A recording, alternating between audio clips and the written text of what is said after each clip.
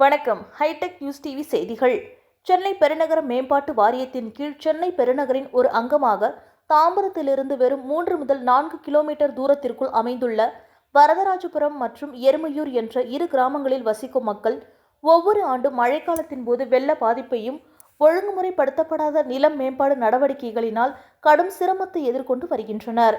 இது தொடர்பாக அதிகாரிகளுக்கு பலமுறை வேண்டுகோள்களும் மனுக்களும் சமர்ப்பிக்கப்பட்டிருக்கிற போதிலும் கூட தொடர்ந்து மோசமாகி வரும் சூழ்நிலைக்கு நல்ல தீர்வு காண உருப்படியான எந்த நடவடிக்கைகளும் இதுவரை எடுக்கப்படவில்லை என்பது வருந்தத்தக்கது. இந்த கிராமங்களில் வசிக்கும் நூற்றுக்கணக்கான குடும்பங்களின் பாதுகாப்பு மற்றும் வாழ்வாதாரத்திற்கு பெரும் அச்சுறுத்தலாக இப்பிரச்சனைகள் இருந்து வருகின்றன. பிரச்சனையின் பின்னணி வெளிவட்ட சாலையின் பகுதி மற்றும் அடையாறு ஆற்றின் மேற்கு பகுதியில் அமைந்துள்ள இக்கிராமங்கள், குறிப்பாக ராயப்பா நகர் இந்த பருவமழை காலத்தின் பொழுது மழை வெள்ள நீரால் சூழப்பட்டு தத்தளிக்கிறது. மழைநீர் மற்றும் வெள்ள நீர் இயற்கையான முறையில் வடிந்து அடையாறு ஆற்றுக்குள் செல்வதை தடை செய்வதாக வெளிவட்ட சாலை இருக்கிறது மற்றும் இதன் கீழ் நீர் செல்வதற்கு போதுமான சிறு பாலங்கள் அமைக்கப்படவில்லை. கிஷ்கிந்தா தாம்பரம் சாலை நெடுகிலும் மழைநீர் வடிகால்கள் அமைக்கப்படாததால் முறையான வெளியேற வழியில்லாமல் மழை நீரானது குடியிருப்பு பகுதிகளை சூழ்ந்து பல நாட்களுக்கு நீர் வடியாமல் வெள்ள பாதிப்பை ஏற்படுத்துகிறது.